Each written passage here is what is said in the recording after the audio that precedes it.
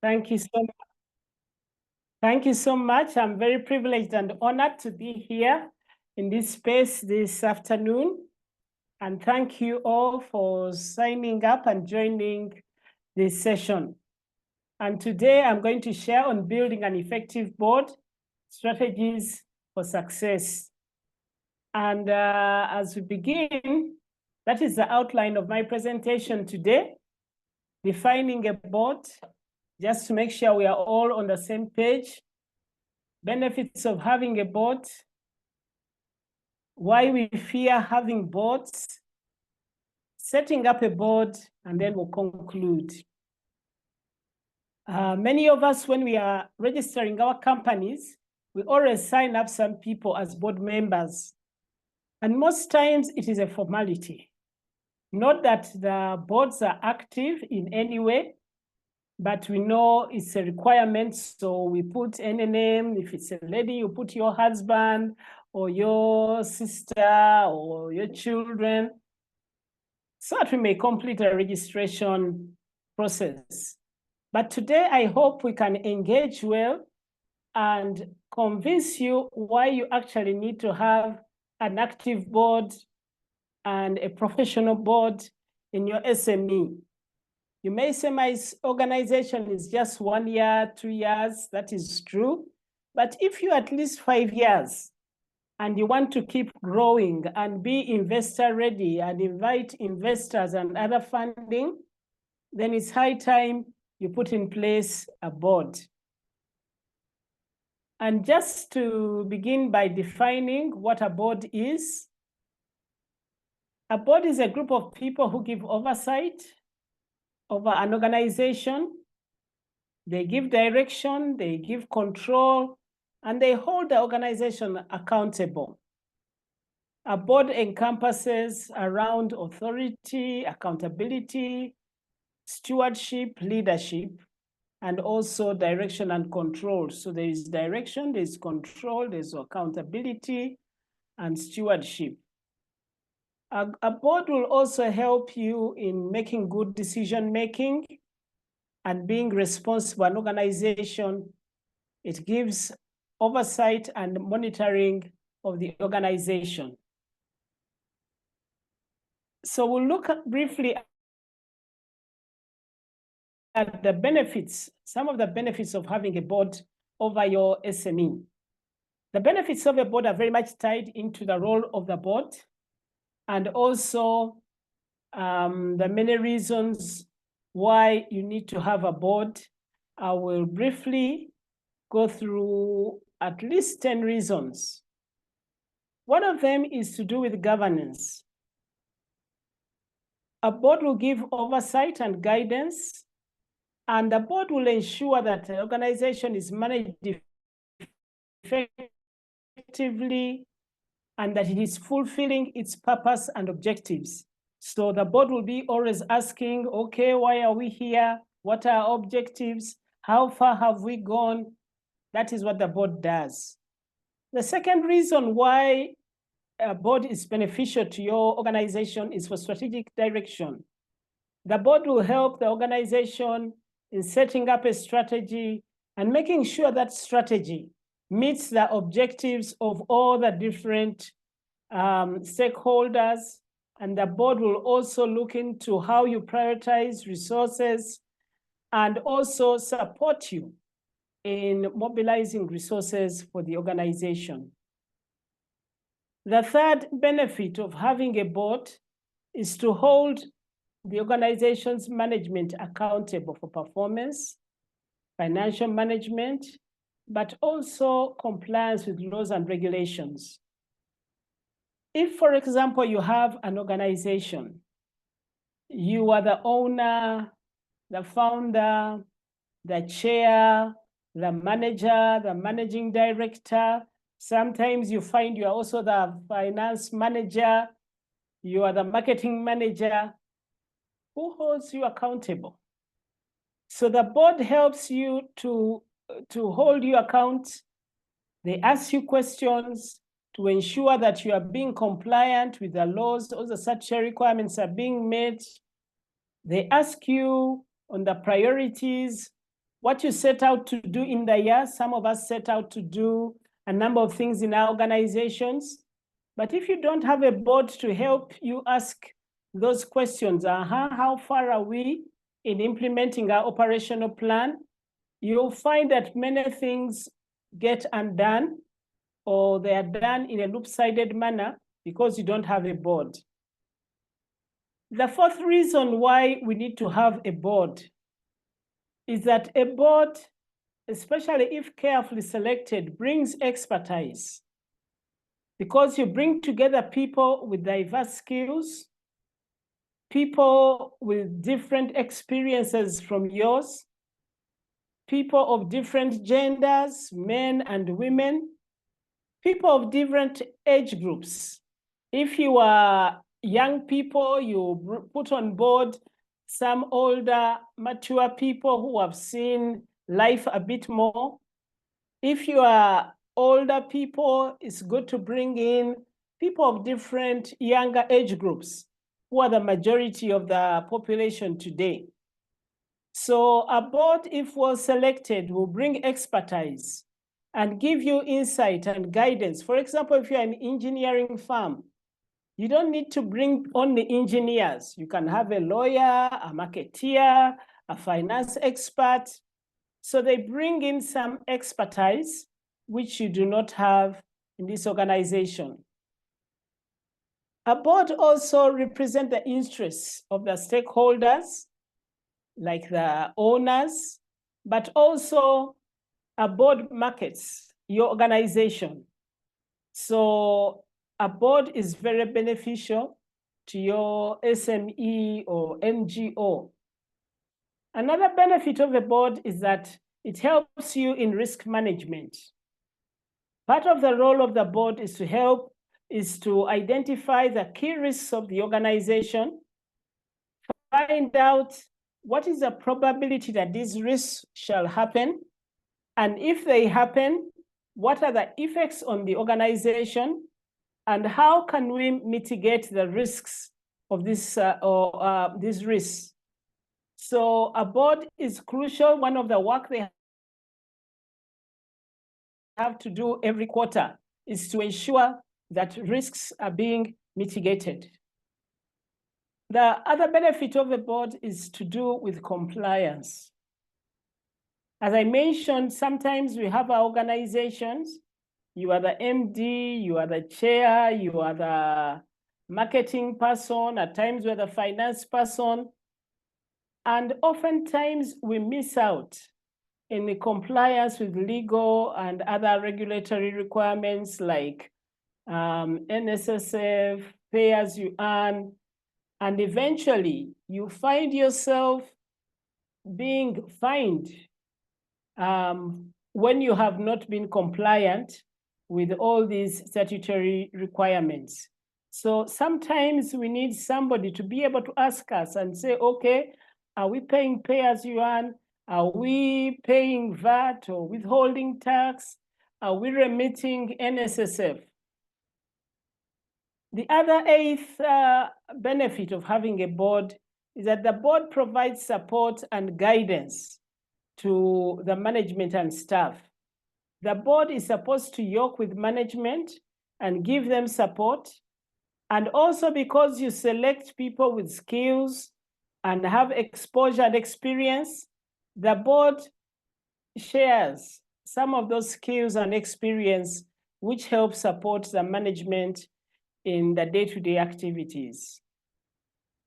The ninth benefit of having a board is that the board helps you in succession planning. This means that the board helps you put in place for the key management positions to ensure that you are developing people who can take over should the MD or the CEO go away suddenly. They could be immobilized either through accident or untimely death, God forbid. But when you have a good board, they'll help you plan out succession planning to ensure that there will be continuity Should any of your key managers suddenly leave for whatever reason, the other 10th benefit of having a board is to do with credibility and trust. Boards enhance the organization's credibility and trust with stakeholders, especially if you carefully select your board members. They become the face of the organization, and it builds credibility. Many key venture capitalists, they will look at who are your board members, and then they will want to work with you, to york with you. People will want to trust you because you have a board. It means there's transparency within the organization. It means you're willing to share details in a transparent manner to do with your organization. There are so many benefits of having a board. I will not go through all of them, but some of them are wealth creation. A board will help you on your drive to becoming more sustainable, being more competitive, being more responsible, being efficient and effective. There are many forces that have driven the need for boards. One of them is that there are failures of corporations due to bad governance. In Uganda, we've had our own share of failures of corporations due to bad governance. If you remember, once upon a time, there was a bank called Tefe. A number of banks have gone the same way. There are also globally, there are a number of corporations that have failed. There's Enron due to bad governance. But also, there's a big relationship between continued poverty and bad governance. Wherever there is bad governance, poverty will continue. Whenever there is good governance, there is alleviation of poverty. There's also a growing need for transparency and accountability, because sometimes we use funds from donors, and these donors get funds from taxpayers, and the taxpayers like accountability and transparency. In Uganda, as taxpayers, we have not learned to call for accountability, but in other countries, they do that. I remember I used to work with a Norwegian entity, and you know, the Norwegians would always want to know how the Norwegian taxpayers' money is being used. There is a growing competition for funds. Whether you are an NGO, competing for funds is so challenging. And having a good, strong board helps you beat your competitors. Even if you want to have investors into your company, having a good, strong board helps you be more competitive. And the board will ensure that all the stakeholders, the interests of stakeholders are being catered for. This could be the internal stakeholders like the staff. It could be shareholders. It could be suppliers. The work of the board is to ensure that all interests of stakeholders are being catered for. Again, why we have boards, it's because it is a requirement by law. When we are registering a company, they want to know who are the board members. We need oversight. But also organizations, we have cycles. By this, I mean, when you start an organization, normally there's that curve as you accelerate to growth, but then soon the organization plateaus. Now, when you plateau and it continues for some time, there are two things that could happen.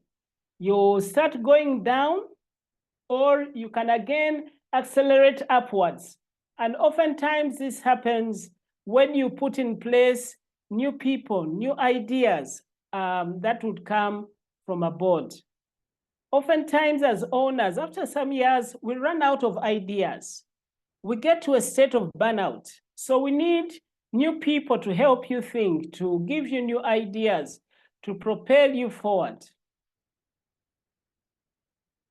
But Why do we many times fear having boards?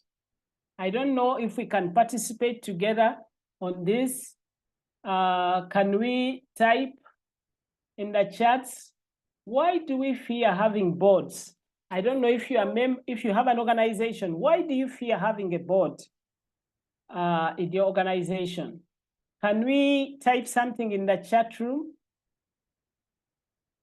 Hello, members, are you there? Help me type something in the chat room. Why do we fear having boards? Any reasons? Okay, some people are saying remuneration of board members when we have slim budgets. That is true. I used to work with the grantees and they never used to share their budgets with the boards. And I told them, why don't you share? They said, they'll ask us for money. But there are also voluntary boards, lack of transparency, money to pay directors, extra expenditure, not wanting to be held accountable, low turnover of the business, but perhaps the board may help you increase your turnover. For some founders, they feel they will lose control. Small circle of people may not know the people who have the skills, etc. Thank you so much for your contributions, and all of them are part of what I have down. One of the reasons why we fear having boards is loss of control. We fear we may lose control, our decision making. At times, we even fear that our ideas may be stolen. And that is a valid reason. But I'll show you later how can we have a board, but also ensure that our ideas are not being stolen? And how can we have a board, but we are not losing control of the organization?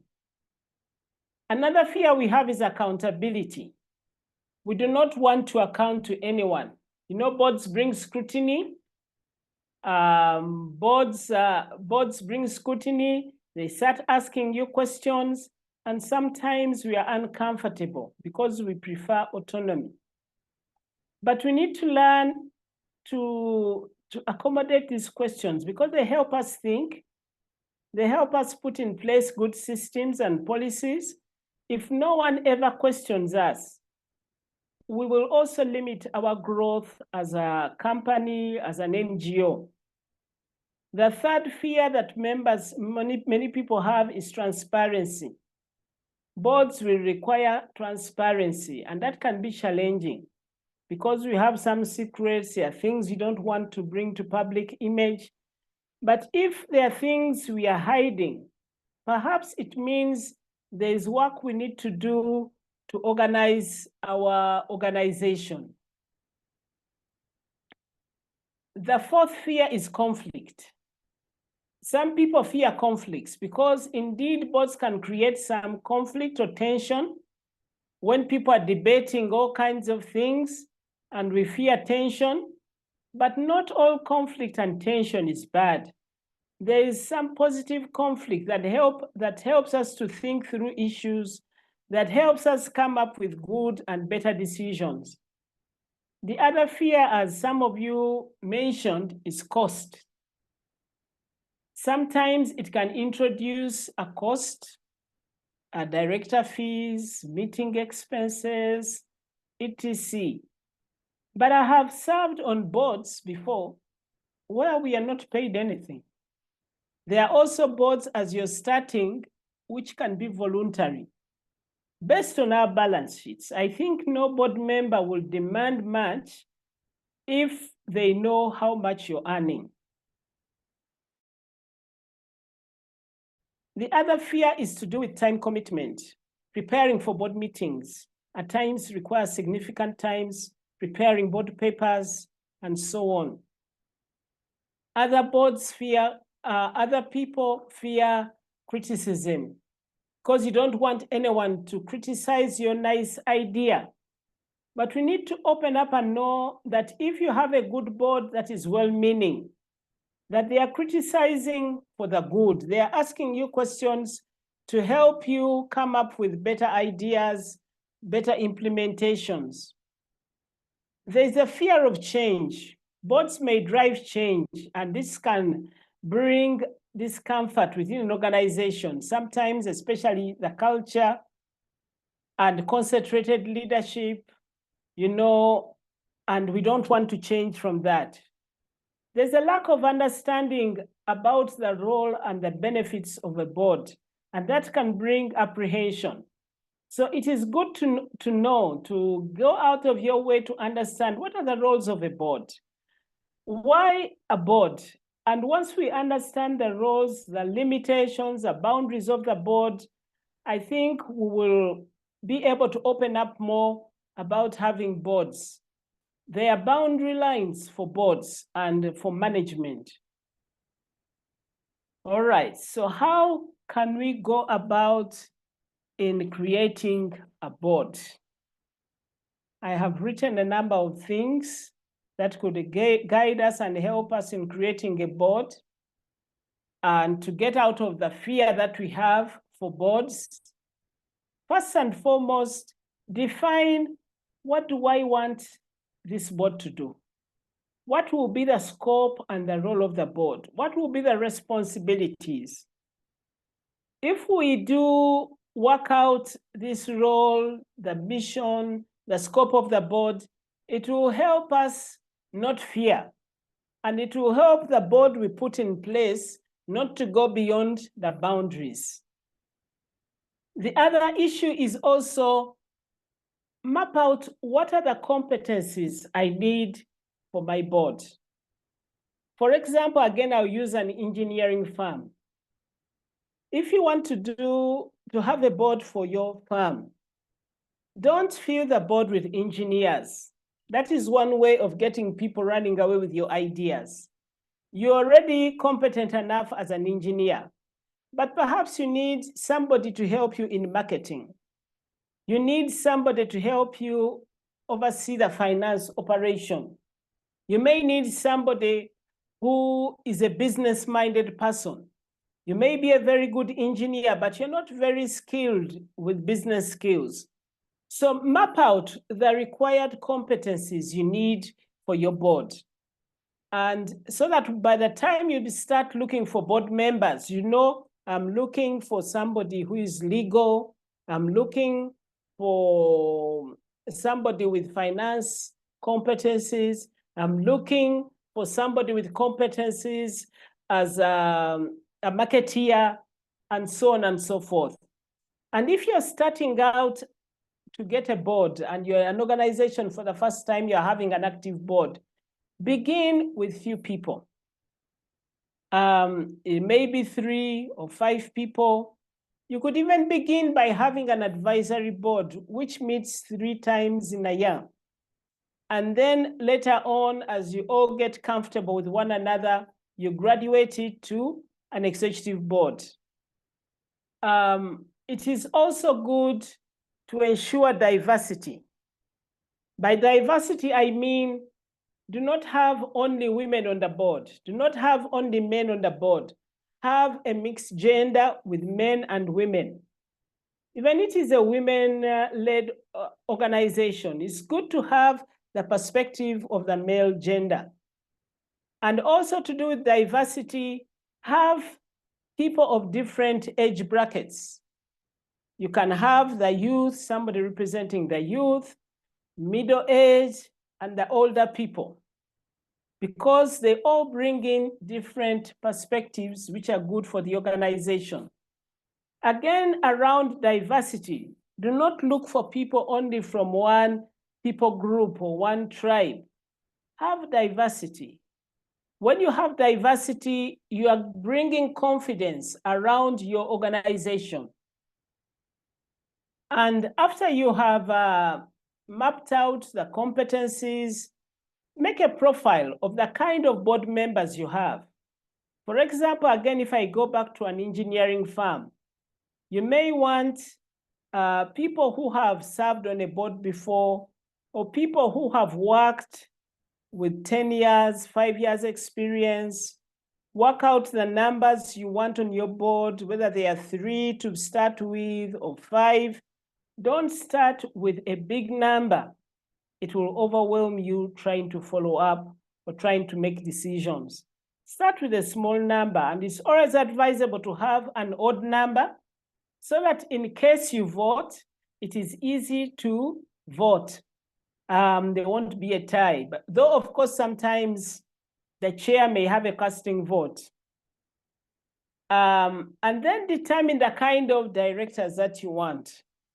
Here, I mean, do you want people, sometimes on a board you may have like the managing director is part of the board, or the operations manager, or you want people who are not part of management, independent people. Bring in independent people who are not bogged down with the day-to-day issues of the organization. And therefore they can ask questions because they are not part of the day-to-day activities of the organization. The sixth thing you need to look into is how to identify those board members. Now, there are many ways today you can identify board members. There's the Institute of Corporate Governance of Uganda. At times, you can ask them to help you source for you good members in their members. You could also ask ICSA, that is a company, the Chartered Secretaries Company. They can help you identify potential board members. You can source from different networks like BNI. They can help you identify people who are credible. And it's always good if you need 3 or 5 board members. Look for CVs from at least 10 people. And then slowly by slowly interview those different people. See who are a good fit. It's important that you have people with whom you have good chemistry with. Sometimes people are so skilled, but they are too argumentative, you can never make a decision. Sometimes people are so skilled, but they don't know how, they have poor interpersonal relationships. So when you get the CVs, organize some discussion or interview with the different people. Tell them about the organization, what you want, the role you want them to play. Find out whether you can get on with them, whether there is a good chemistry with these people. It is also good when you finally agree on the 3 or 5 people you are beginning with, put it in writing. Write to them formally, inviting them to sit on your board and what the role you want them to play and for what period of time. For example, you may say we want for a 3-year time, 3 years, renewable. Put it in writing and let this person also write back accepting to sit on the board. It is very important that you put it in writing so that people know what is it you expect of them. How much time do you want them to commit into this board? So put it in writing. And it's important as you look for people with networks. Because remember, you are putting in place a board and you want people who will help market this organization, people who have networks behind them, who will market this organization and bring in some of their people to patronize this organization. It is also very important that you put in place a board charter or a board manual. This is like the Bible for the board.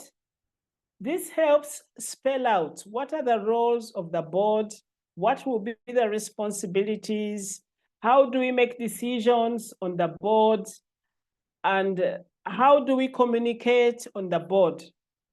This board charter is very key and important because it helps put boundaries for the board. It also helps put boundaries for the management. It spells out what are those issues reserved for the board, what are the kind of decisions that the board is going to make, what are the decisions that the management will be making.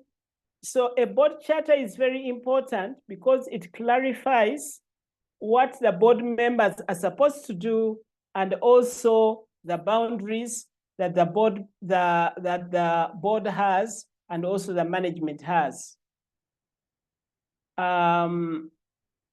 Sorry.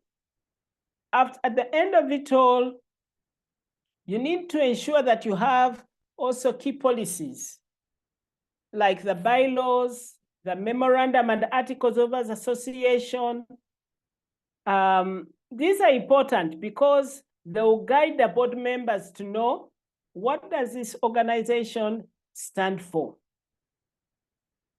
Look for people who are independent, who can give independent decisions, not people who are going to say like so and so said, but people who are authentic, who can come with an independent mind to give their own decision, to give their independent input, not just yes people.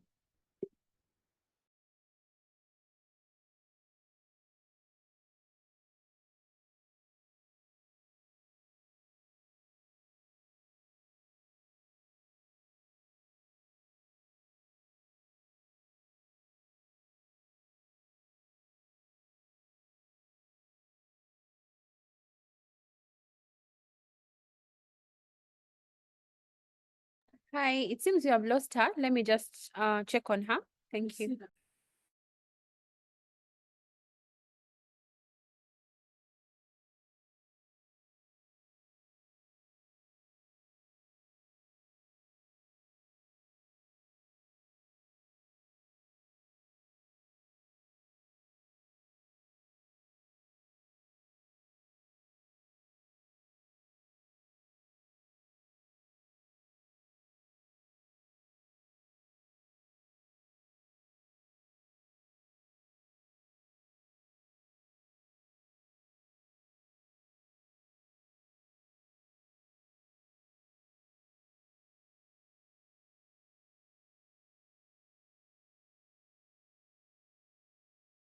She's joining again shortly.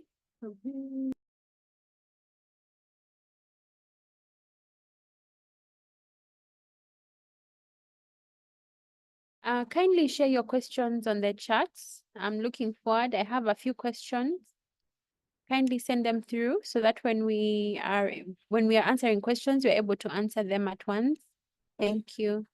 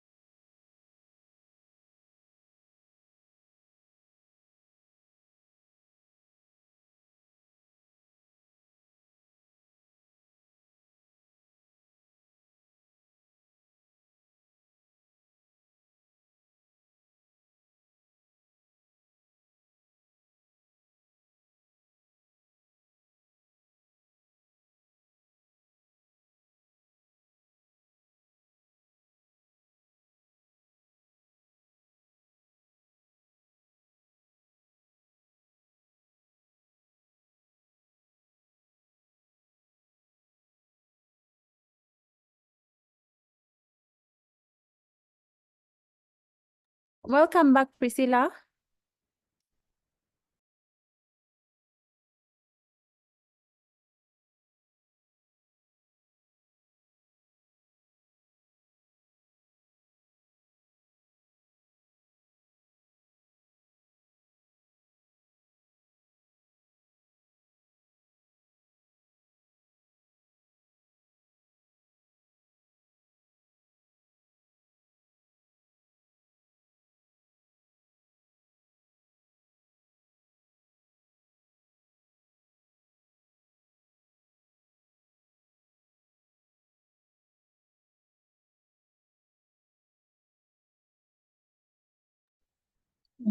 Priscilla, you're muted.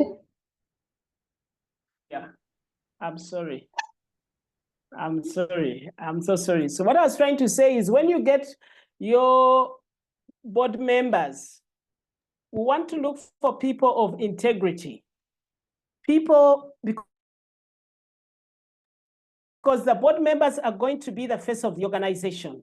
So you want to look for people of integrity. You don't want to get people who behind them have so many scandals, because then people will say, this organization is a scandalous organization. So look for people of integrity.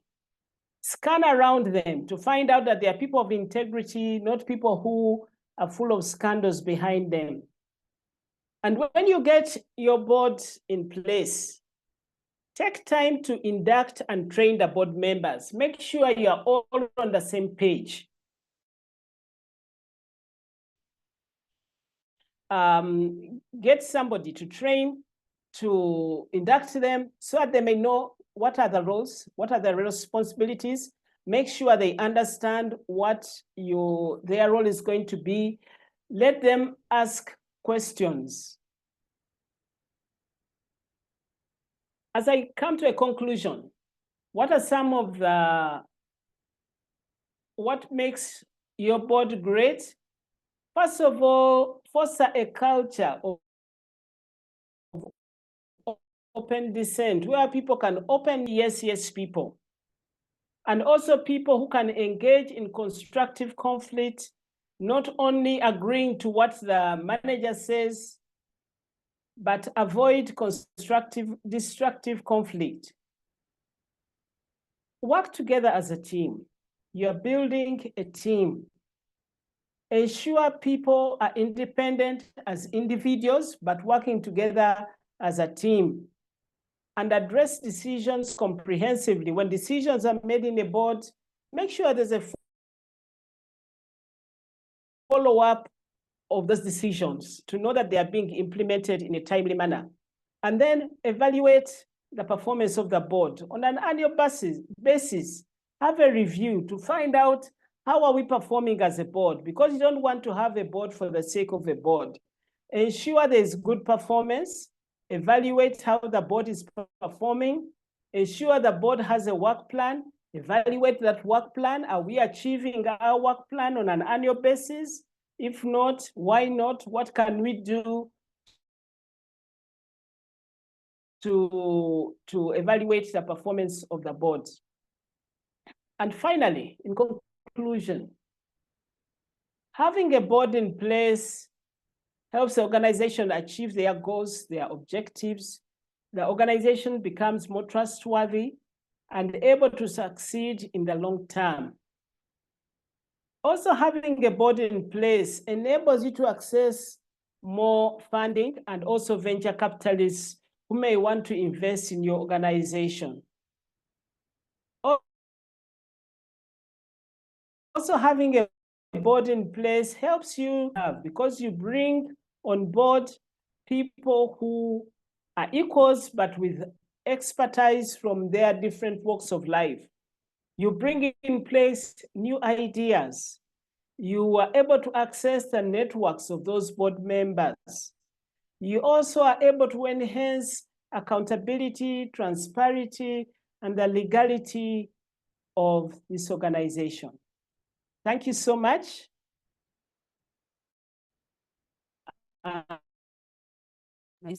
Hello, Priscilla.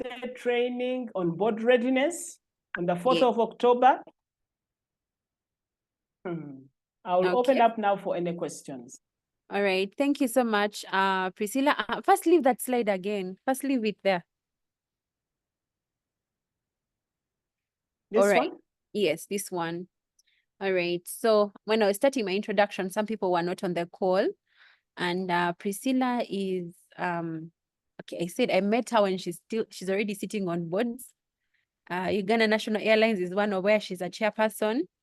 And she has a lot to share in terms of board experience.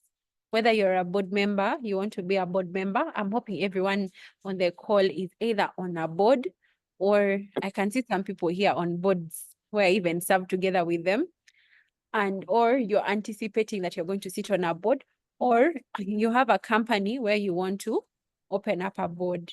So Priscilla has a session on 4th of October, or you can still meet with her in person, and she coaches of these sessions. However, the session would be good for you. It's a full day session, or you can actually get to her in person. I'm going to share her number. Okay, her number is right there. Please pick it up. Please pick it up. Okay, so Priscilla, I have a question, and I'm happy that I have quite a number today. And the first question I have is that I have a startup or I have a growing company.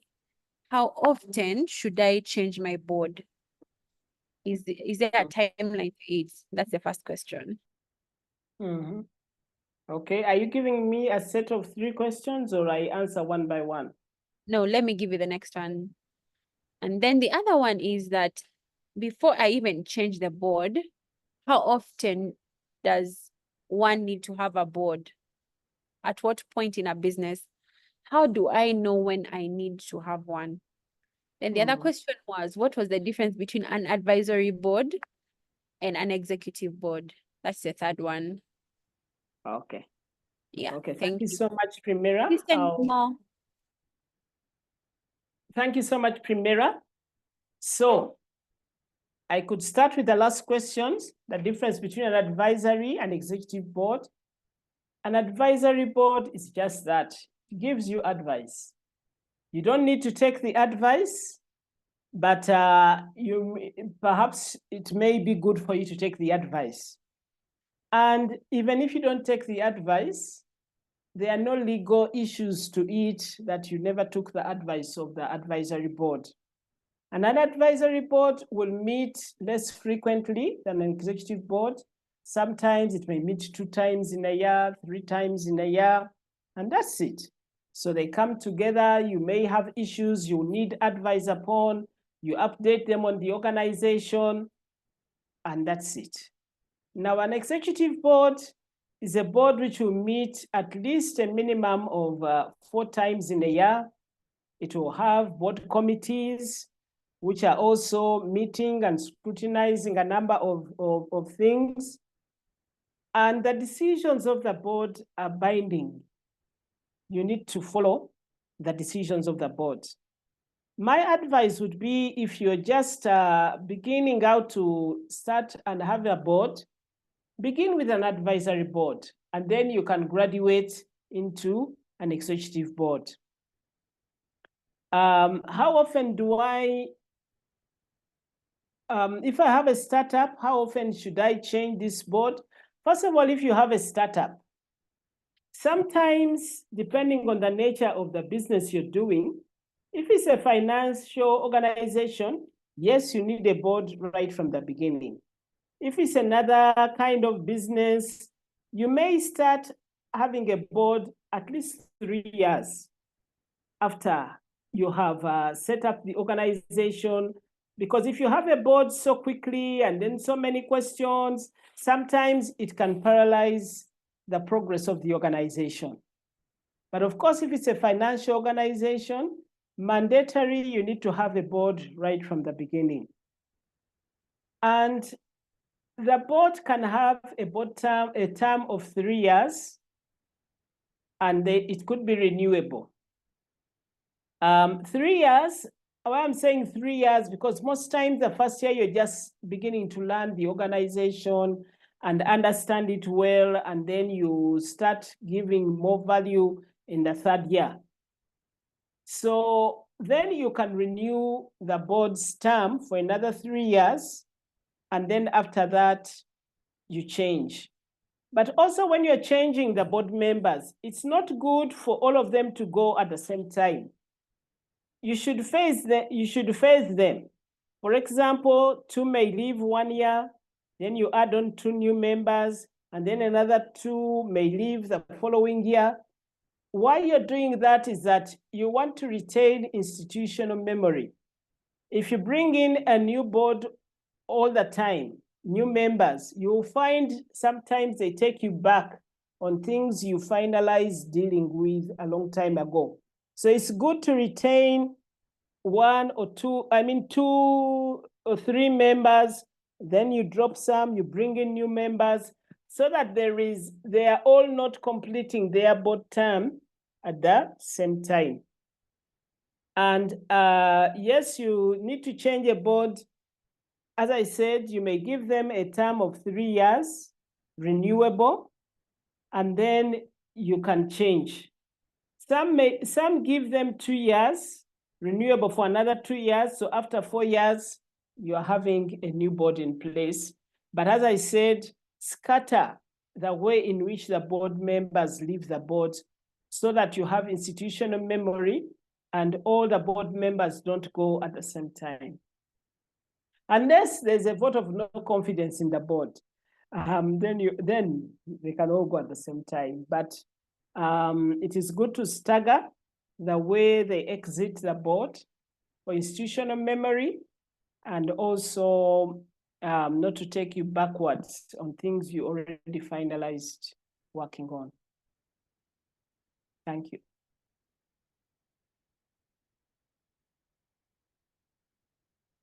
Yes, Primera? All right, thank you so much.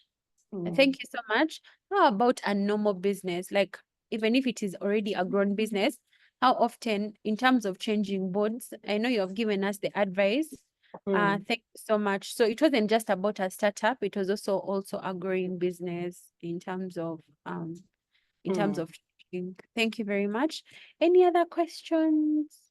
I have a comment from Rachel. She says, "Thank you for the session. It's very informative to her." And then let me see. Then Esther says, for some founders, they feel like they will lose control over their company. People don't want to be held accountable. Someone asked about extra expenditure. Then do we remunerate board members even when we have small budgets? What can you say about that? Okay. Now, if you have a small budget and you need a board to help you grow this organization, let them know the budget you have. You don't need to remunerate them. There are boards where people are voluntary. Personally, I've served on a number of voluntary boards, and you are bringing expertise, you are helping this organization get off the ground, you are helping it put in place systems. Let's not always think of remuneration when you are starting an organization and you don't have money to pay the board, but at times you need skills. And it's good from the beginning to let them know that you're looking for voluntary board members. Perhaps when you grow, then you can start remunerating the people who are on the board. But of course, if you are making profits, then it's good also to put value on the time of the board members. You can always make a survey for similar organizations like yours to find out how are they remunerating their board members, so that it gives you an idea. Of course, you compare apples to apples, not apples to mangoes. You do a small survey to find out how you remunerate your board members. And it should be commensurate to also, if you are earning, a profit of over 100 millions, then I think any board member who is good will also not demand too much. If you are earning very little, they won't demand so much. But the issue is to make the expectations clear from the beginning. So that if you are looking for volunteers or you have a very small fee, you can give them, perhaps compensating for their fuel or airtime. Make it clear from the beginning. You will still get good board members.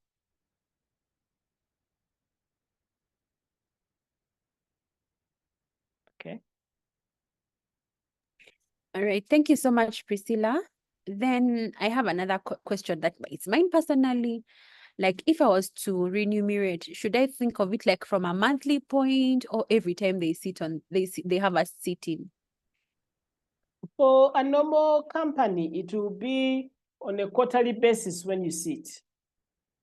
I know certain enterprises, I think they require you to be more available. They may look for monthly, but it's because also they will take up a lot of your time, like a fee. But otherwise, on a quarterly, when you meet, as and when you meet, somebody does not attend, they do not qualify for the remuneration.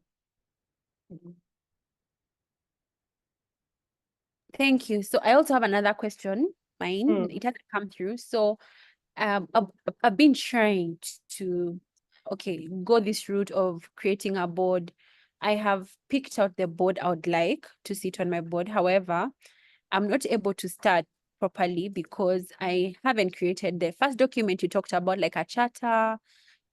I don't know how to go about like having them inducted to actually start off that very first meeting. And then wondering if that's something that you do and you can be able to help me like be able to finish the charter and have a look at it and then also be able to induct that board. Okay. Thank you so much, Primera. Yes, that is some of the work we do as Kairos Consult. We can help you form that board charter. We can help you induct and train the board members and start you off. And even as you start off, we can help coach you for some time on how to go about this board until you're comfortable. So please contact us. All right. I will. I'm definitely coming. And then the other question I had is that there's something you talked about in terms of mapping, in terms, so what I think is like, for me, I'm in technology, another person is into retail business, someone else is into hardware business, another person is into like different kinds of businesses. So when it comes to mapping, like who do I need on my board is also another question that I had to think through. Okay, I have picked people. And the reason also that I haven't started is because I'm still wondering, is this the right constitution of people in the board? You get it? So Okay. are you also able to have a look at that and then my business and then able to advise, is this the right constitution of people that who should be there that are going to my business? Yes, I can help you with that. The mapping is really, you want to start when you're looking for a board. Begin by thinking, what are the key competencies I need? Where do I have gaps? And therefore, I need people to come on my board. So if you are in a technology company, I don't know, you may think of, I need somebody to help me market. I need somebody with business skills. You may be very good in tech issues, but not very good in business. I need somebody who is good in business. I need somebody who is good in, if you have many staff, you may say, I need somebody who is very good in HR issues, or I need somebody in finance. So that is the kind of mapping I'm talking about. And this mapping will vary from organization to organization because of the kind of needs that you have. So it is good to sit and you map, and it's good to discuss. Yes, we can have that discussion on the mapping, and I ask you questions. Okay, why this? Why not the other? Have you thought about this competence? And so on and so forth. But it's always good to begin with a mapping out on the kind of skill set that you need. All right. Thank you so much. I don't see any other questions. And we have also come to the top of the hour at 2 p.m. This session is usually 1 hour so that we're able to go back to our work. So thank you very much. Thank you so much, Priscilla. Her number is still on the screen for those who would like to take it on and contact her.